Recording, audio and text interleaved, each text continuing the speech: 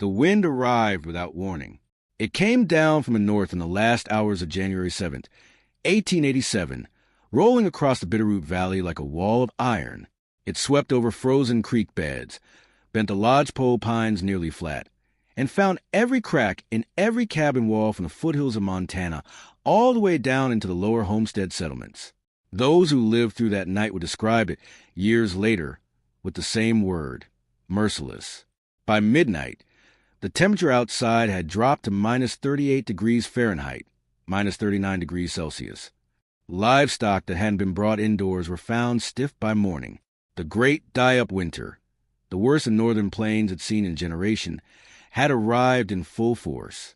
Settlers who thought they were prepared discovered, with rising panic, that they were not.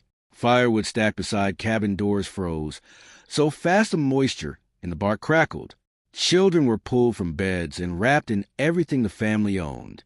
Men fed their hearths through the night, burning through a week's worth of wood in a single desperate stretch, watching the indoor temperature still fall. In most cabins across that valley, the thermometer dropped below 40 degrees Fahrenheit, 4 degrees Celsius before dawn. In a few of the worst-built ones, breath fogged at the dinner table.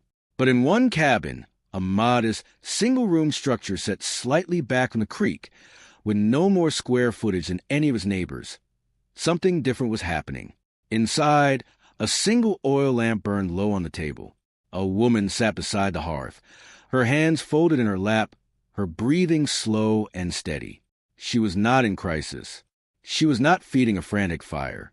The hearth burned at a measured, unhurried pace, and the room around her held a temperature that, by local accounts from those who visited the next morning, hovered somewhere between 58 degrees Fahrenheit and 62 degrees Fahrenheit, 14 degrees Celsius to 17 degrees Celsius.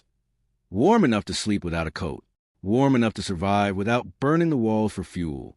Her name was Margaret, and she had known this night was coming. What she had done to prepare for it, quietly, methodically, and in the face of open ridicule from her neighbors, is the kind of story that frontier history rarely wrote down, because the people who made it rarely sought credit. But the evidence survived in the timber and wool and stone of that small cabin, in the account of the families who came to look after the storm passed, and in the methods that spread, slowly, stubbornly, through the settlements of the valley in the years that followed. Before we go back and show you exactly what she did and why it worked, take a moment right now to like this video, subscribe to the channel, and drop a comment below telling us where in the world you're watching from. Stories like Margaret's deserve to be remembered, and we've got many more of them coming. To understand what Margaret Hollis built, you have to understand where she was building it, and what she was building it against. The Bitterroot Valley runs roughly north to south through what is now western Montana, flanked on the west by the Bitterroot Range and on the east by the Sapphire Mountains. In the summer of 1886, the valley was in the middle of a tentative, fragile expansion. Homesteaders, many of them recent immigrants from Scotland, Ireland, Scandinavia, and the eastern United States, have been filing land claims along the creek bottoms and lower benches for nearly a decade. The Northern Pacific Railroad had reached the region just a few years earlier, and with it came a modest surge of settlers who believed the land brochures that promised mild winters and fertile soil. The brochures were not entirely wrong. Most winters in the Bitterroot were hard but survivable. The valley floor sat at roughly 3,500 feet, about 1,065 meters, in elevation, sheltered somewhat from the worst Arctic systems by the mountain ranges on either side. A typical January saw temperatures swinging between 10 degrees Fahrenheit and 30 degrees Fahrenheit, minus 12 degrees Celsius to minus 1 degree Celsius, with occasional cold snaps that pushed the mercury lower. Settlers had learned, more or less, to manage. They built their cabins, stacked their firewood, put up their root cellars, and counted on the knowledge that truly catastrophic winters were rare. What they could not have known, what no one in the valley could have known in the spring and summer of 1886, was that the winter bearing down on them would be unlike anything in living memory. The summer of 1886 had been unusually dry and hot across the northern plains, weakening the cattle herds and depleting the forage. Then, in November, the first storms arrived weeks ahead of schedule. By December, old-timers were already uneasy. The cold held without the usual breaks. Snow packed deep on the mountain passes and didn't melt. The creek ice thickened well beyond normal. Most settlers pressed on with their standard preparations: split firewood stacked against the south wall, dried meat and root vegetables in the cellar, extra blankets laid in. Margaret Hollis was doing something different. She had arrived in the valley 2 years earlier, in the autumn of 1884, following the death of her husband in Edinburgh. She was 34 years old, without children, and had inherited a modest land claim through a distant cousin who had returned east. By the accounts preserved in the Ravalli County Oral History Collection, she was described by neighbors as quiet but particular, a woman who asked questions that other people didn't think to ask, and who watched things longer than seemed necessary before acting on what she saw. She kept a small flock of merino sheep on her claim, and it was the sheep, most likely, that started everything. By the winter of 1885, Margaret had already spent one full season inside the standard frontier cabin that came with her claim, a single-room log structure approximately 16 by 20 feet, roughly 4.9 by 6.1 meters, built from hand-hewn ponderosa pine logs stacked and notched at the corners, with a stone and clay chimney at the north end and a single south-facing window of oil paper that let in gray winter light. It was, by the standards of the valley, a decent enough cabin. The logs had been felled green and had shrunk as they dried, leaving gaps between courses that the previous occupant had chinked with a mixture of mud, grass, and animal hair. Some of the chinking held. Some of it had crumbled and been blown out by wind, leaving thin horizontal slots between the logs where, on bitter nights, a candle flame would lean and flicker even in the center of the room. The hearth was a simple open-faced fireplace, wide, shallow, and positioned against the north wall. It threw radiant heat into the room when fed aggressively, but it also sent the majority of that heat, along with most of the combustion gases, straight up the chimney. This was not a flaw unique to her cabin. It was a defining inefficiency of nearly every frontier fireplace built in the American West during that period. Local accounts and period construction guides of the era consistently described settlers burning between 3 and 5 full cords of wood, roughly 384 to 640 cubic feet, or about 10.9 to 18.1 cubic meters, through a single Montana winter, much of it consumed in the overnight hours, simply to prevent the cabin interior from dropping below freezing. The north wall, where the chimney ran, stayed cold to the touch even when the fire burned. The floor, bare packed earth covered with single layer of pine boards in Margaret's cabin, radiated cold upward throughout the night. The south wall, theoretically warmer due to solar exposure, offered nothing useful after sunset. Children in neighboring homesteads were documented by a local physician's records as suffering recurring frostbite of fingers and toes, indoors, during overnight temperature drops. Everyone in the valley understood this problem. They managed it through sheer volume. More wood, more blankets, more bodies in a smaller space. No one, as far as the regional record shows, had attempted a systematic solution based on modifying the thermal behavior of the cabin itself. No one, that is, until Margaret began watching her sheep. Sheep, she had noticed, did not simply huddle for warmth out of instinct. They arranged themselves deliberately, backs to the wind, wool pressed together at the flanks, the youngest animals positioned in the center of the group. The wool on the outermost animals remained cold to the touch. But push a hand into the center of a resting flock, and you would find warmth that surprised you, a dense, slow-releasing heat that the wool held without any fire at all. The wool was not generating heat. It was capturing and holding it, slowing its escape. Margaret began to think about her cabin walls in the same terms. Margaret Hollis was not a scientist. She had no access to the engineering texts being written in Edinburgh or Philadelphia about thermal conductivity and insulation theory. What she had was 20 years of watching animals manage cold without complaint, and a mind that preferred observation to assumption. Through the late spring and early summer of 1886, she began what her neighbor Edna Cartwright, whose recollections are preserved in a 1923 oral history interview in the Bitterroot Valley Historical Society archive, described as a kind of quiet inventory. Margaret walked her cabin walls in the early morning, pressing her palm flat against the log surfaces, noting where the cold came through most aggressively. She traced the gaps in the chinking with her fingers. She stood inside the cabin during a windstorm and held a strip of cloth near each wall junction to map where air was infiltrating.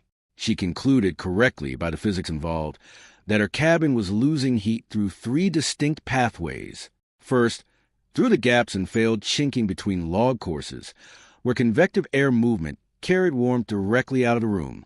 Second, through the log mass itself, which, despite being 8 to 10 inches thick, roughly 20 to 25 centimeters, had a relatively low thermal resistance compared to what she needed on a minus 30 degree F minus 34 degree C night. And third, through the floor, where the frozen earth beneath the pine boards acted as a continuous heat sink, pulling warmth downward without return. The standard response to all three of these problems in the valley was to feed the fire harder. Margaret's response was different. She decided to slow the loss rather than increase the source. Over the course of that summer, she began acquiring raw wool, not the processed combed and spun wool destined for weaving, but the raw, lanolin-heavy fleece shorn from her merino flock and from 2 neighboring farms whose owners sold her the unsorted bats at low cost, since they had no immediate use for them. She accumulated what Edna Cartwright's account estimates as several large sacks stacked to the ceiling of her lean-to. Period accounts from Ravalli County suggest this likely represented between 80 and 120 pounds, 36 to 54 kilograms, of raw wool, enough, when compressed and hung, to cover a substantial portion of her interior wall surface. She also began, quietly, to reroute a portion of her split firewood supply indoors. This was a decision that drew the most attention from her neighbors, and not favorable attention. In frontier settlements, interior space was precious, and storing firewood inside a cabin was generally considered either a sign of disorganization or, at best, an eccentric habit. Dry firewood brought indoors was thought to invite vermin. It took up floor space needed for other purposes. And most settlers believed, not unreasonably, that the logical place for firewood was outside, close to the door, where it could be brought in as needed. Margaret ignored this. She stacked split ponderosa pine, pieces roughly 18 inches long, about 46 centimeters, and 4 to 6 inches in diameter, 10 to 15 centimeters, in a double layer against the interior surface of her north wall, floor to shoulder height, packed tightly enough to leave no air gaps between the pieces. The stack ran approximately 12 feet, 3.7 meters, across the full width of the north wall, on either side of the hearth. Then she hung the raw wool bats against the interior surfaces of the east and west walls, pinning them with wooden pegs driven between the log courses, layering them until wool was approximately 3 to 4 inches thick, 7 to 10 centimeters, across each surface. Her neighbors came to look, and they did not hide what they thought, ready to find out what happened when the storm arrived, and whether Margaret's strained preparation actually worked. Make sure you're subscribed and leave a comment below. We're about to reveal the numbers. By August of 1886, Margaret Hollis had transformed the interior of her cabin into something that no other homestead in the Bitterroot Valley resembled. The north wall, the coldest wall in any north-facing structure, the one that received no solar gain and bore the full pressure of Arctic winds, was now lined floor to chest height with a dense double-stacked rank of split ponderosa pine. The pieces had been selected deliberately, not the greenest wood, which still held moisture and offered less thermal resistance, but the previous winter's cuts, dried through a full summer season, their surfaces pale and close-grained, packed tightly together with their cut ends facing outward. The stack created a thermal buffer between the frigid log wall and the room's living space. The wood mass along that wall, by a rough estimate based on the dimensions Edna Cartwright described, likely totaled somewhere between 800 and 1,100 pounds, 360 to 500 kilograms. Firewood, like stone, absorbs heat slowly and releases it slowly. A dense stack of dry hardwood or resinous pine, once warmed by a nearby hearth, will hold and radiate that warmth for hours after the fire has died down to coals. Margaret had not read about thermal mass in any engineering journal, but she had spent 2 winters noticing that the stone hearths around stayed warm long after the fire went cold, while the log walls went cold the moment the fire dropped. The difference was density and mass. She was applying the same principle to her north wall with the materials she had in abundance. The east and west walls were now draped with raw wool bats hung in overlapping layers. Raw merino fleece, still carrying its natural lanolin, is a remarkably effective insulating material. The individual wool fibers are crimped and hollow, trapping still air within the fiber structure itself.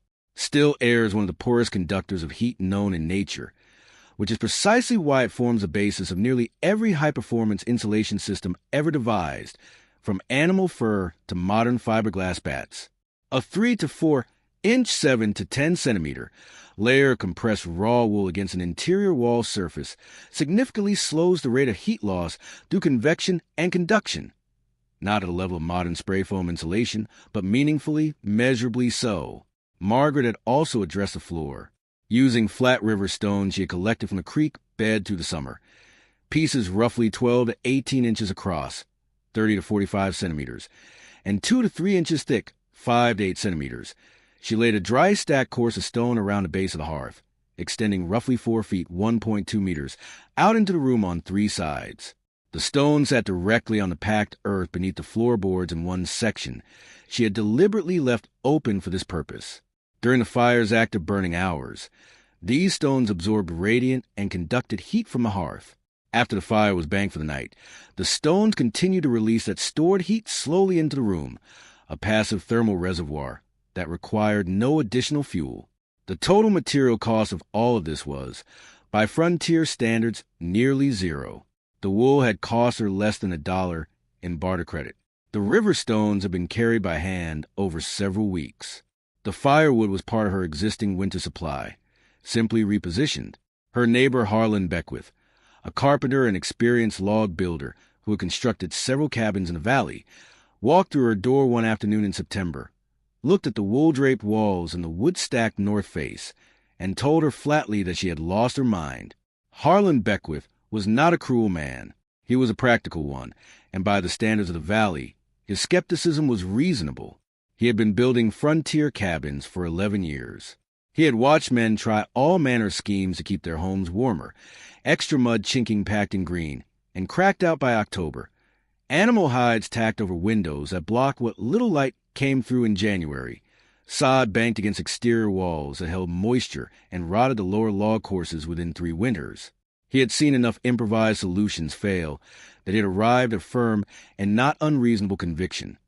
The way to survive a Montana winter was through proven methods and adequate fuel supply. Cut enough wood, chink your walls in dry weather, keep your fire fed. That was the sum of it. What Margaret had done looked nothing like any of that. "Wool rots," he told her, standing in the middle of her cabin with his arms crossed. He was not wrong.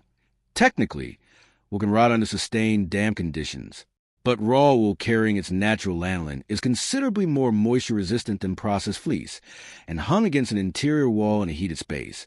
It would dry faster than it could absorb moisture from the air. Margaret pointed this out. Beckwith was unimpressed. His second objection was more pointed. The firewood stacked against the interior wall was, in his view, a fire hazard and a waste of floor space. If an ember jumped the hearth, not an uncommon event in cabins without fireplace screens, and landed in a pile of split pine, the results could be catastrophic. He also noted correctly that would stored indoors would attract mice, which would then nest in the wool, which would then render both materials useless and create a secondary problem that would outlast the winter. These were not irrational arguments. Margaret had considered both. She had positioned the wood stack far enough in the hearth opening, roughly 5 feet, 1.5 meters, to reduce ember risk significantly, and she had packed the wool bats tightly enough against the wall pegs and high enough off the floor that ground-level rodent nesting was limited. She told Beckwith this. He shrugged and told her she was welcome to freeze with her wool and her woodpile if she chose. 2 other neighbors weighed in over the following weeks. Samuel Pruitt, who ran the largest cattle operation in that section of the valley, stopped by in October and walked the perimeter of her cabin with the measuring eye of a man who had built and lost 3 structures to bad winters. He said nothing directly critical, but later told Edna Cartwright that he thought Margaret had made the place look like a shepherd's hut and probably cut her floor space by a quarter for no good reason. The implied conclusion was clear enough. The third voice was softer, but perhaps the most cutting, an older woman named Ruth Mabry, who had homesteaded in the valley since 1879 and whose opinion carried genuine weight among the settler women.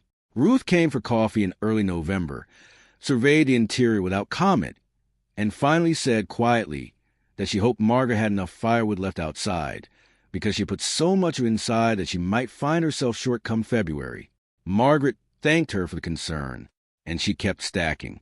By the first week of November, her preparations were complete. The cabin interior had been reduced in effective floor space by roughly 18%, a real cost, not a trivial one. But the north wall was fully buffered. The east and west walls were draped in overlapping wool from shoulder height to floor.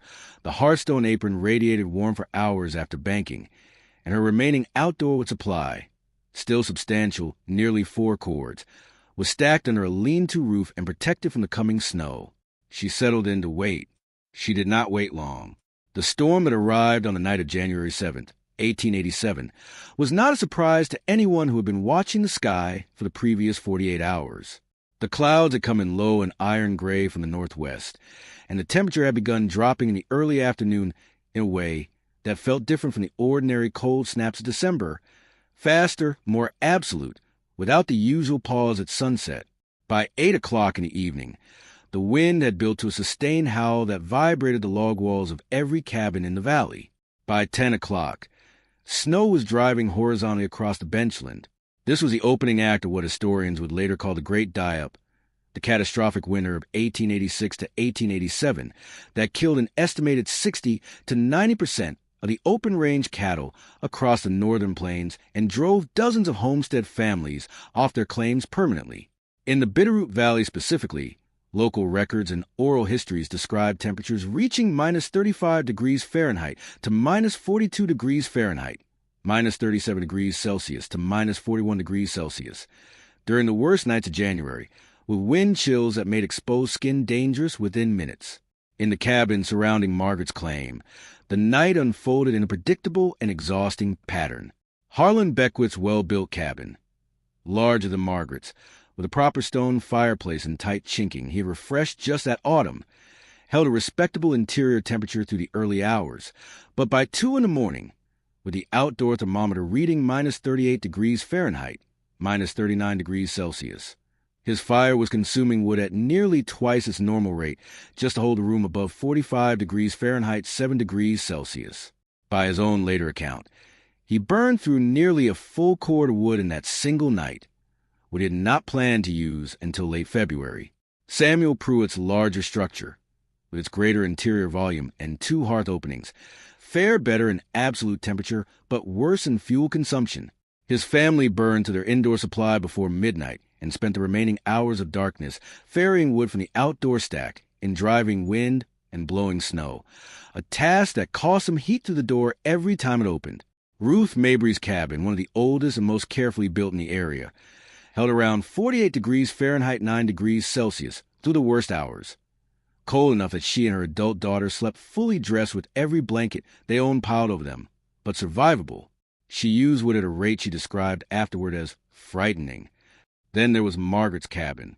By the account of her nearest neighbor, a young homesteader named Daniel Foss, who crossed at her door the following morning to check on her welfare, the interior of Margaret's cabin was, in his words, recorded in the Bitterroot Valley Historical Society archive, warmer than I expected to find anything alive in after that night. The stone hearth apron was still radiating heat. The wool on the walls showed no sign of moisture damage. The interior had stayed warm enough to prevent condensation from forming on the cold log surfaces behind the bats. The north wall wood stack had absorbed heat from the fire to the previous evening and was releasing it back into the room slowly, functioning exactly as Margaret had intended. Based on the account of Foss and 2 others who visited that morning, the interior temperature of Margaret's cabin at approximately 8 a.m., roughly 10 hours after the worst of the storm had set in, is estimated to have been between 58 degrees Fahrenheit and 63 degrees Fahrenheit, 14 degrees Celsius to 17 degrees Celsius. Her fire had been banked to coals sometime around midnight. She had not risen to feed it through the night. Her total wood consumption for that night, by her own account, reported Edna Cartwright, approximately 1/3 of a cord, roughly 1/3 of what Beckwith had burned, and less than half of what Ruth Mabry had consumed to hold a significantly colder interior. The wool had not rotted. The indoor woodpile had not caught fire. The mice had not nested in the bats. The cabin had simply stayed warm. Harlan Beckwith came to Margaret's door 4 days after the storm, when the worst of the cold had eased enough to make the crossing between their claims possible without serious risk. He came, by Edna Cartwright's account, without announcing himself, stood in the doorway for a long moment looking at the wool walls and the wood stack and the hearthstone apron, and then asked, not unkindly, if she would be willing to explain what she had done and why. She explained it for over an hour. By the following autumn, Beckwith had lined the north interior wall of his own cabin with a dense stack of split wood and had purchased raw wool bats from 2 local sheep farmers. He did not hang the wool as Margaret had. He packed it between the second interior log skin and the outer wall in a gap he created by adding a secondary log course, which was more labor-intensive but more permanent. It was by any measure a better long-term solution than Margaret's hanging bats. He had taken her core insight and refined it through his own considerable carpentry skill. Samuel Pruitt modified his larger structure the following spring, adding a riverstone thermal apron around both hearths and banking sod against the exterior's north and west walls, a technique with deep roots in Plains vernacular architecture that he had previously dismissed as a soddy trick. He later told a neighbor that he wished he had done it 3 winters earlier. Ruth Mabry visited Margaret twice more that winter before the snow melted, each time staying longer and asking more detailed questions. She adapted the wool bat approach for her own east wall, which she had always known was the weakest thermal point in her cabin. She reported, the following winter, that she was sleeping warmer than she had in 7 years on the claim. By the winter of 1888, at least 6 cabins in the valley section around Margaret's claim had incorporated one or more elements of her approach. The interior wood mass buffer, the raw wool wall lining, the hearthstone thermal apron, or some combination of 3. None of these adoptions were dramatic. They were quiet, practical adjustments made by people who had watched a bad winter and drawn conclusions. Margaret Hollis remained on her claim through at least 1891, according to county land records. After that, the trail goes quiet, as it so often does for women of the frontier, whose lives move through history without the formal documentation afforded to those who held public office or commanded large operations. What she left behind was not a written theory or a patented system. It was a set of ideas embedded in the walls and floors of half a dozen cabins, passed from neighbor to neighbor in the pragmatic, unsentimental language of people who measured success in degrees of warmth and cords of wood saved. What Margaret had understood, and what the frontier and its accumulated practical wisdom understood better than most of the architectural theory being written in distant cities, was that keeping a cabin warm was not primarily a question of how much heat you could generate. It was a question of how little heat you allowed to escape. The fire was not the solution. The fire was a last resort. The solution was the mass of the walls, the stillness of the trapped air, the slow give and take of stone and wood and wool in the hours when the fire slept and the wind did not. These are not complicated ideas. They are not lost ideas. Exactly. Versions of them survive in every well-built passive house and every properly insulated wall assembly constructed today. But they are ideas that were arrived at on the Montana frontier in 1886 by a Scottish widow with a flock of sheep and a habit of watching things carefully, without a grant or a journal or an audience. She arrived at them by the same route that most of the best engineering in human history has been arrived at: necessity, observation, and the willingness to be wrong in public before being proven right by a blizzard. The frontier held a great deal of knowledge like this. Most of it was never written down. Some of it was carried west in the hands and memories of people who had learned it from other people who had learned it in other hard places: the Scottish Highlands, the Norwegian fjords, the steppes of Central Asia, the high deserts of the American Southwest. It moved not through libraries, but through imitation, through the slow spread of a good idea from one cabin to the next, one winter at a time. We have spent a great deal of the last century building walls that leak heat and heating systems that compensate for the leaking, burning fuel to replace what we could have simply kept. The settlers of the Bitterroot Valley could not afford that approach.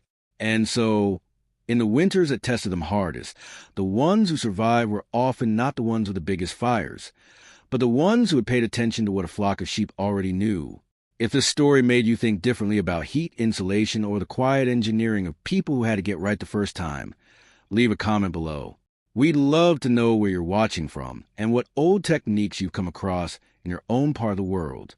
Like this video, subscribe to the channel, and stay with us, because the frontier still has a great deal left to teach, and we are just getting started. Educational note: This script is a historical reconstruction based on regional oral accounts, period construction records, and plausible frontier conditions. Specific temperatures and material estimates are based on reasonable reconstruction within documented historical ranges. This content is produced for educational and storytelling purposes only and does not constitute engineering, construction, or fire safety advice. Always consult qualified professionals before modifying any structure.